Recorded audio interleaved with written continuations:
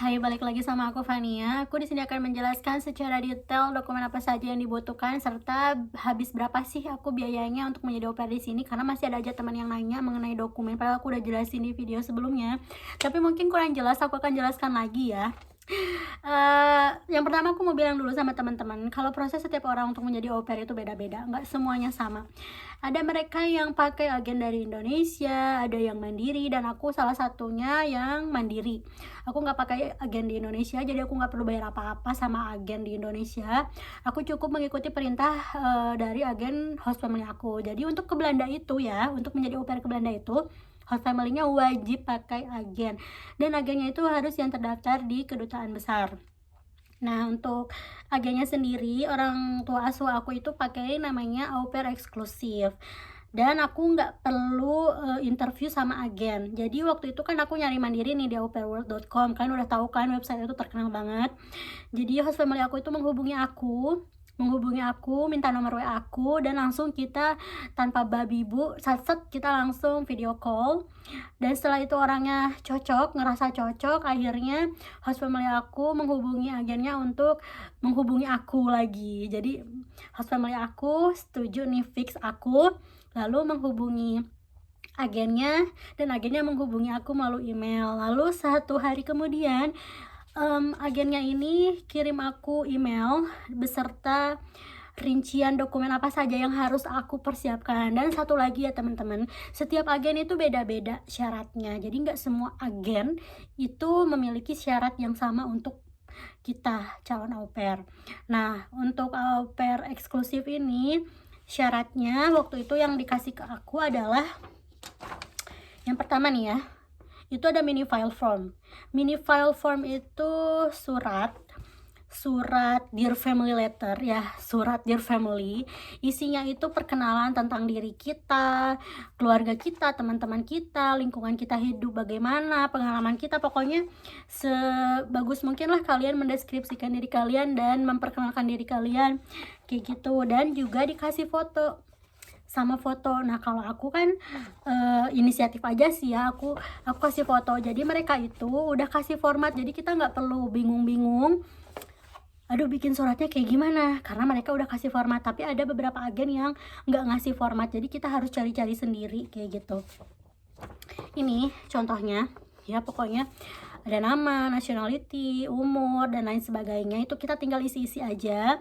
Lalu kayak aku tuh ngasih foto aku perkenalkan, my name dear host family, my name is Fania, bla bla bla, umur aku berapa, lahir di mana. Terus aku kasih foto keluarga aku perkenalkan ini keluarga aku, ini foto waktu aku wisuda, bla bla bla. Terus aku kasih foto teman-teman aku juga, ini teman-teman aku waktu kuliah, seperti itu. Dan juga aku kasih foto waktu kerja, ini teman-teman waktu aku kerja, aku ceritain ini teman-teman aku di tempat kerja dan lain sebagainya. Lalu juga aku kasih foto sama anak kecil, terus aku ceritain keseharian aku sama anak kecil kayak gimana, bla bla bla, seperti itu. Lalu yang kedua itu ada pictures from you. Mereka minta foto-foto kita ya, untuk meyakinkan lah kalau kita ini tuh real gitu, nggak scammer.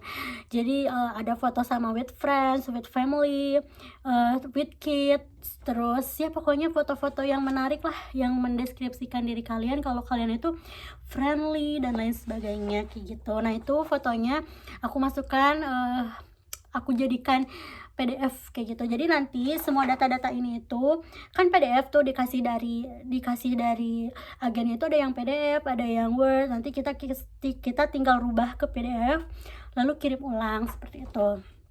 Yang ketiga ada au pair placement agreement. Nah, ini tuh dikasih sama agennya, dikasih. Jadi kita tinggal isi-isi aja. Pokoknya au pair placement agreement itu kayak apa ya, kayak ada personal informationnya. Jadi itu menyatakan kalau si agennya itu sudah menerima aku gitu loh. Jadi beda ya sama kontrak sama orang tua asuh, itu beda. Jadi ini tuh au pair placement agreement. Ya pokoknya kalian ikutin aja lah apa yang agennya bilang, karena kan tadi aku bilang ya kalau setiap agen itu beda-beda syaratnya kayak gitu. Lalu ada application form. including copy of school certificates. Nah, application form ini tuh kayak data diri kalian, data diri kayak nama, terus umur, jenis kelamin, tinggi, berat badan, terus tanggal lahir, tempat lahir, alamat, terus pasportnya tuh kayak nomor pasportnya berapa, dibikinnya di mana, tanggal berapa diterbitkan, dan tanggal berapa kadaluarsanya kalau makanan kadaluarsa gitu kan. Terus kontak details, kontak kita. Terus ada availability kayak kita bersedianya itu di tanggal berapa untuk jadi au pair. Pokoknya kita tinggal isi-isi aja lah, ini gampang banget karena kita dikasih format, jadi kita nggak perlu pusing-pusing mikirin itu. Dan yang tadi aku bilang itu ada certificate or diploma, school certificate atau diploma. Itu kalau buat teman-teman ada yang nanya, aku cuma lulus SMA Kak, bisa nggak? Bisa dong. Jadi minimal lulus SMA kali ya. Iya bener. Jadi kalian kalau misalnya lulus SMA bisa banget jadi au pair. Kalian yang kuliah juga bisa. Jadi terserah kalian mau cantumin sertifikat SMA kalian atau sertifikat ijazah kuliah kalian. Kalau aku mencantumkan ijazah S1 aku gitu. Lalu ada employer or childcare reference. Jadi ini juga referensi ya. Referensi kalau kita tuh pernah ngurus anak-anak, pernah babysit. Ini dikasih juga formatnya dari agennya. Aku kayak formalitas aja ngisinya gitu, karena aku kan punya tante aku punya anak 2. Jadi aku nggak bohong-bohongan sih ya. Aku kalau mudik aku main sama anaknya kayak gitu. Tapi aku di sini pura-puranya itu dulu aku pernah ngasuh anaknya kayak gitu. Terus di sini aku tulis nama tante aku, tanggal lahirnya, alamatnya, nomor teleponnya. Kalian jangan takut mereka telepon atau gimana, itu kayaknya cuma formalitas aja. Dan buktinya sampai sekarang tante aku nggak pernah ditelepon sama agennya, nggak pernah nanyain kok bener nggak sih kalau Fania itu pernah babysit di rumah kamu kayak gitu, enggak. Terus pokoknya, nah buat teman-teman yang nggak dikasih format sama agennya, maaf ya, aku bukannya nggak mau bantu, tapi aku nggak tahu harus kayak gimana. Kalian cari aja di Google, pasti banyak contohnya. Jadi ya, aku cuma ngasih tahu apa yang aku tahu dan sepengalaman aku kayak gitu. Terus selanjutnya ada emergency form. Emergency form itu ya kayak nama kita siapa, terus nanti kalau misalnya amit-amit ada apa-apa, emergency formnya kita tulis di sini. Yang dihubungi itu ada ibuku dengan nomor telepon sekian, alamatnya di mana. Terus juga ada nomor host family aku di sini. Aku kasih nomornya host mom aku kayak gitu. Terus ada medical form. Nah, ini medical form. Setiap agen juga beda-beda ya. Ada yang diminta untuk melakukan check up, ada yang medical check up, ada yang enggak. Ada yang medical check upnya pas udah di Belanda kayak gitu. Nah, kalau aku waktu itu ya, medical check upnya itu ada tes HIV, TBC, tes kehamilan, dan juga MRSA itu kayak bakteri Staphylococcus gitu, untuk mengetahui apakah di dalam tubuh kita itu ada bakteri Staphylococcus atau tidak. Nah, ini nanti semua biayanya aku akan rincikan setelah aku menjelaskan semua dokumen yang dibutuhkan, oke? Terus yang selanjutnya ada copy of driver license. Kalau kalian punya SIM internasional ya tentunya. Kalau cuma SIM A di Indonesia kayak gitu ya aku juga punya. Cuma kan kalau di sini kan bukan di Indonesia, udah internasional. Jadi kalian harus punya SIM internasional. Tapi kalau misalnya kalian nggak punya juga nggak apa-apa. Kalau punya ya itu nilai plus buat kalian. Terus ada NBI or police clearance, itu yang dinamakan SKCK.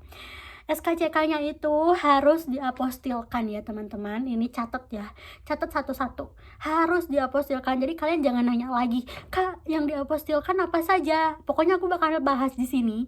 Kalian catat, kalian dengerin baik-baik, jangan nanya lagi. Apa yang sudah aku jelaskan tolong jangan ditanya lagi. Lalu yang berikutnya ada paspor yang masih berlaku tentunya. Lalu permit atau visa atau residensi, yaitu nanti visanya kalau misalnya kontraknya sudah jadi, sudah deal, baru nanti agennya akan menjadwalkan kita untuk bikin visa kayak gitu. Lalu ada birth certificate, lalu ini kayak appendix ini kalian pasti bingung kan, aku juga pertamanya bingung, tapi ini tuh juga dikasih sama agennya, dikasih kayak appendix attestation dan certificate. Itu aku nggak ngerti apaan, pokoknya itu dari sini, dari Belandanya dikirim ke kita tinggal tanda tangan, kirim balik. Lalu ada appendix declaration of intent to undergo TB test, jadi kita nanti akan melakukan TB test lagi waktu kalau sudah sampai di Belanda. Lalu ada appendix certificate of non-impediment, itu nanti dikasih dari agennya, aku nggak ngerti itu apaan.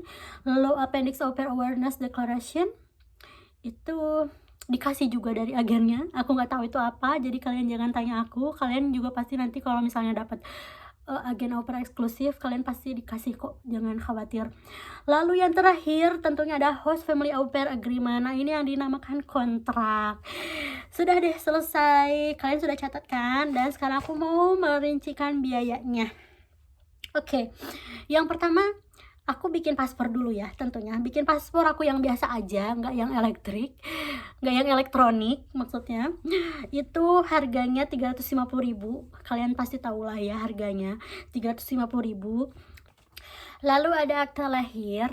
Nih ya, kalian, aku kasih tahu ya, jangan nanya lagi akte lahir, pokoknya kalian cetak yang paling terbaru. Jangan bilang akte lahir aku udah baru kak, yang barunya itu pokoknya yang 1 lembar doang, 1 lembar HVS kayak gitu. Itu kalian cetak sebanyak-banyaknya, terserah. Dan waktu itu aku butuh cepet, karena maklum ya pertama kali, sebenarnya nggak harus cepet sih, cuma karena pertama kali kan takut lama lah, apa tahu sendiri kan, apa-apa lama. Akhirnya aku bayar untuk akta lahir itu 1 hari jadi, aku bayar 150 kalau nggak salah, tapi maaf ya, jangan ditiru. Terus yang ketiga itu, oh iya, sebelum bikin SKCK itu kan panjang ya prosesnya. Kalian harus bikin dulu surat pengantar dari desa, setelah itu kalian ke polsek, bla bla bla. Nah, untuk surat pengantarnya itu dari desa sebenarnya gratis. Tapi ya namanya kita kan orangnya nggak enakan, apalagi kita butuh cepet ya, kita ngasih lah kayak ngamplop gitu kan, ngamplop sekian, terserah kalian mau ngamplop berapa, terserah. Terus setelah kalian dapat surat pengantar dari desa, kalian lalu ke bikin SKCK di polsek. Itu harganya 30.000 di polsek ya. Lalu dari polsek itu kalian ke Polres. Setelah ke Polres itu 30.000 lagi SKCK-nya. Setelah dari Polres aku bikin SKCK ke Polda. Itu 30.000 lagi.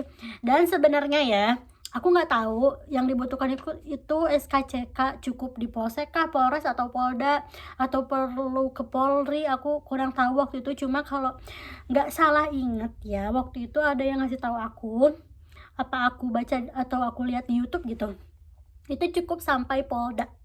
Jadi cukup sampai Polda, setelah itu sudah diapostilkan. Selanjutnya apostil ya. Catat ya, dengerin baik-baik, jangan nanya lagi. Yang diapostilkan itu cukup bukan sertifikat, akte lahir sama SKCK. Akte lahir, SKCK, akte lahir, SKCK, jangan nanya lagi ya. Dan masing-masing dokumen itu harganya 150.000. Gimana cara apostilnya? Caranya kalian daftar online di ahu.go.id. Pokoknya itu nanti di situ ada legalisir gitu.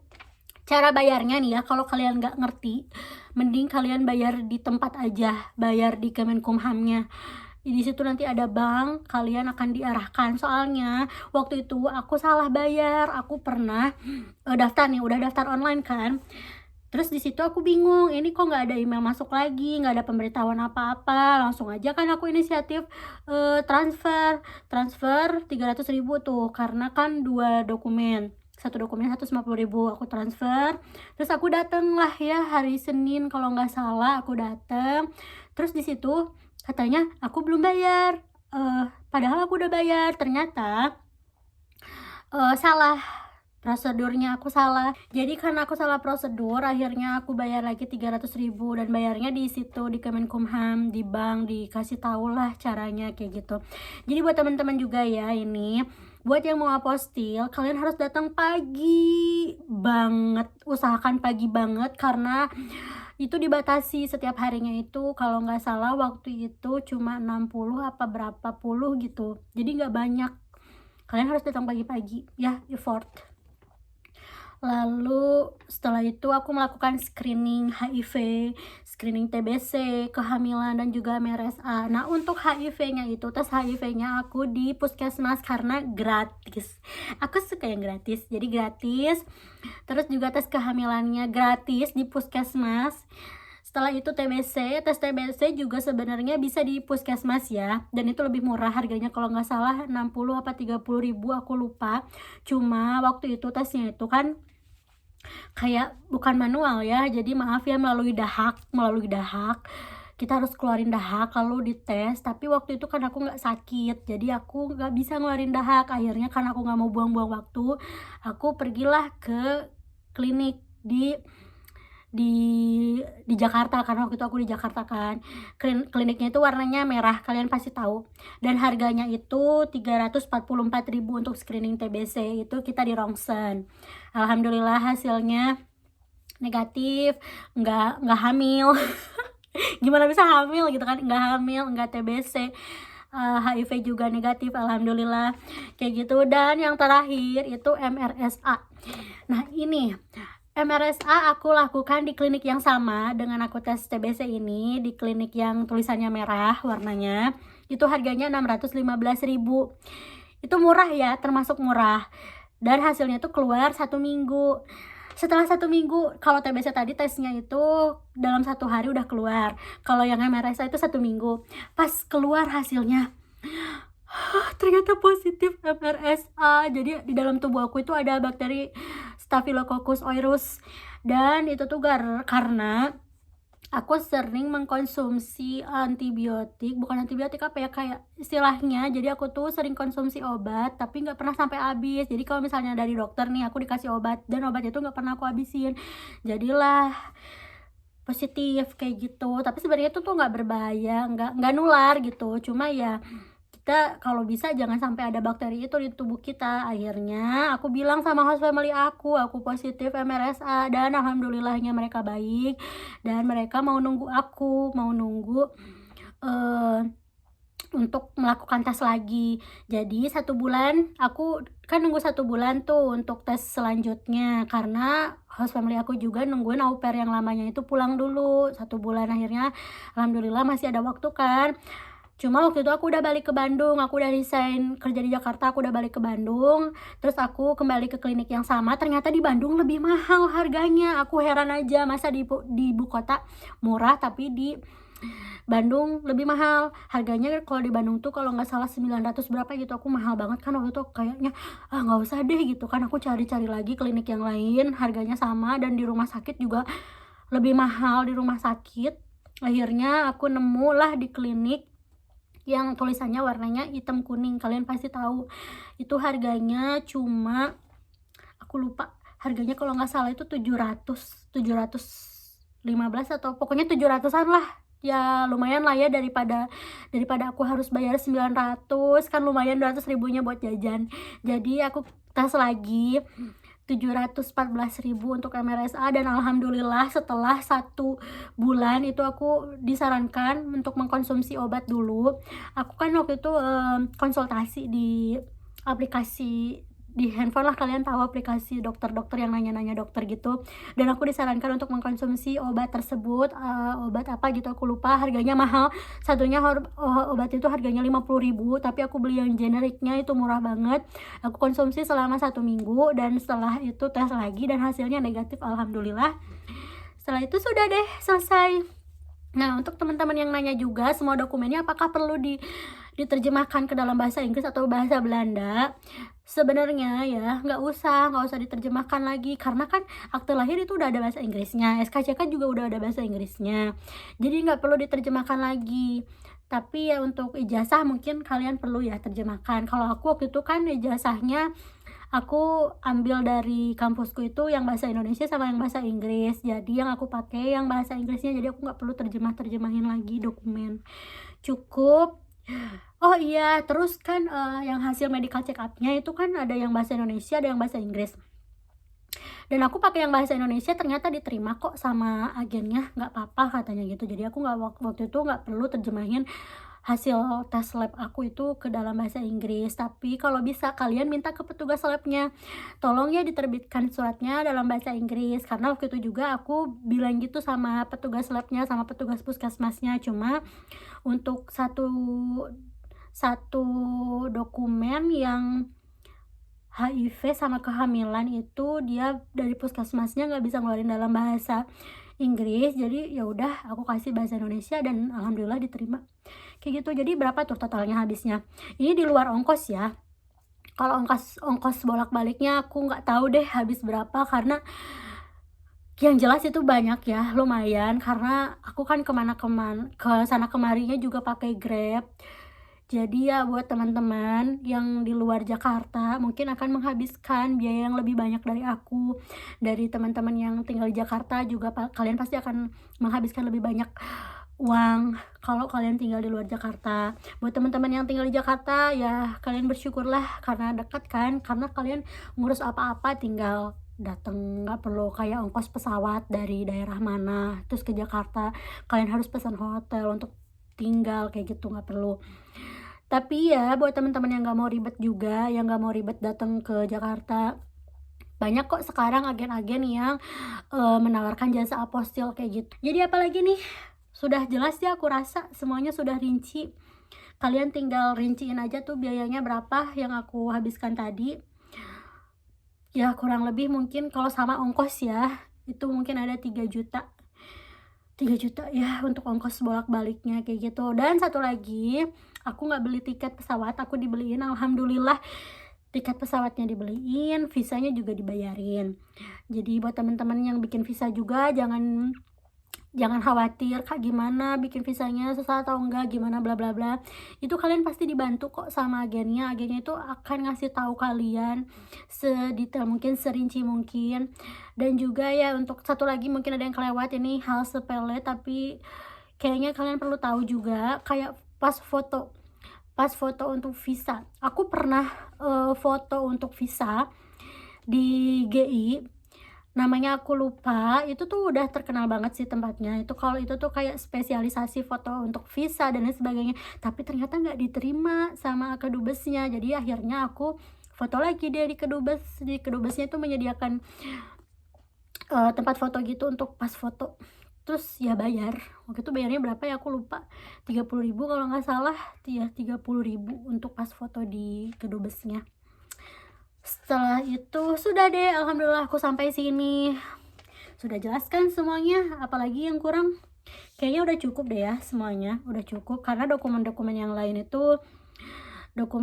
yang lain itu dikasih sama agen. Kita cukup modal paspor, akta lahir, SKCK, apostil, medical check up, terus ongkos mondar-mandir, udah sih itu alhamdulillah.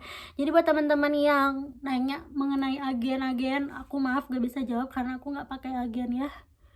Kayaknya udah dulu ya teman-teman. Masih ada yang kurang jelas atau mungkin ada yang kelewat, kalian tanya aja deh. Ya udah deh, nggak apa-apa nanya, tapi kalau buat yang udah aku jelasin kalian jangan nanya lagi ya please. Makasih, bye bye.